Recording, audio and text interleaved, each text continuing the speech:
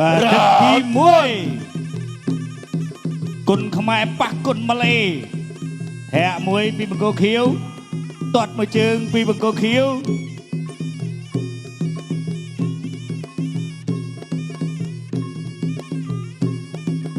ចូលដៃប៉ាត់អូអានឹងមិនគេហៅថាមកវាយទាត់មួយជើងពីសាន់គុណខ្មែរ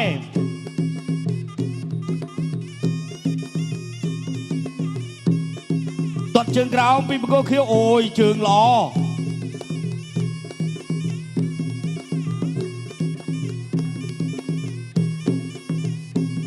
ដើរចូល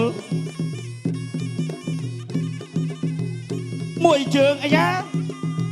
ដៃរបស់នោះកែងរបស់ខៀវកែងរបស់ខៀវដូចជាបែកដូចជាមានស្នាមបែកឬក៏យ៉ាងណាចាក់មួយជង្គង់ខៀវបែកបាត់ទៅហើយ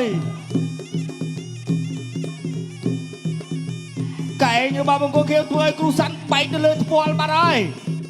បាត់កែងសងវិញកែងរបស់គ្រូសាន់វាយក្បាលពួររបស់សាន់គុណខ្មែរពីរដៃរបស់គ្រូសាន់ទាត់មួយជើងធាក់កាត់របស់បង្គោលខៀវម៉ាឡេស៊ី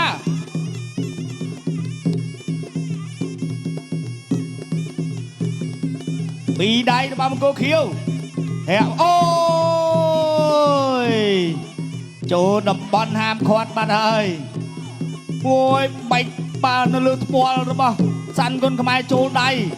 ចូលមួយទៀតកាប់ជើងមួយដៃពីរដៃកែងទៀតតែមួយទៀតដៃរបស់បង្គោលខៀវកែងរបស់បង្គោលខៀវ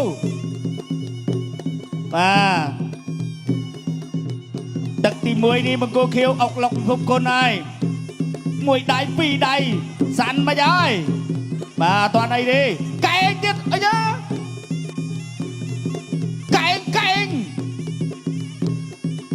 កែងរបស់គ្រូសាន់វិញកែងសងវិញទាត់មួយជើងចូលឆ្អឹងជំនី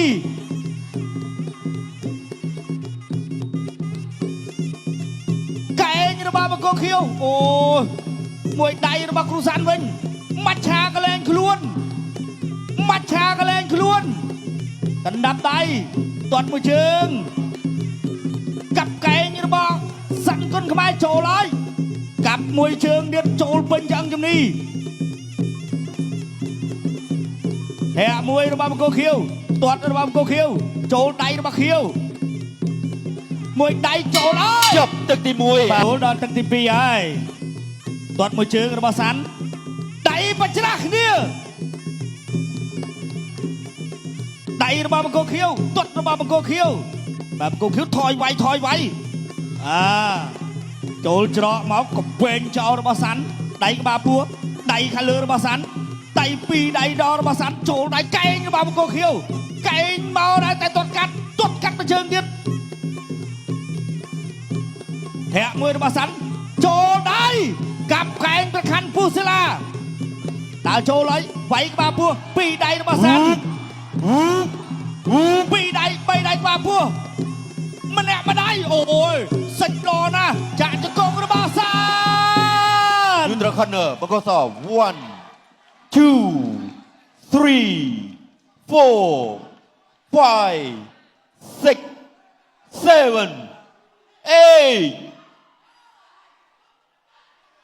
ប្រគួតបន្តខនយូសាន់ដើរចូលធាក់មួយទៀតចូលដៃអីទេងើបមកទៀតចាត់ជង្គង់កែងទួភីសម្រួចស្នែងកែងដែរម្ដាយចូលបកសយុទ្ធរខន1 2 3 4 5 6 7 8 9 10បាទគាត់ចូលក្បាលពោះពេញ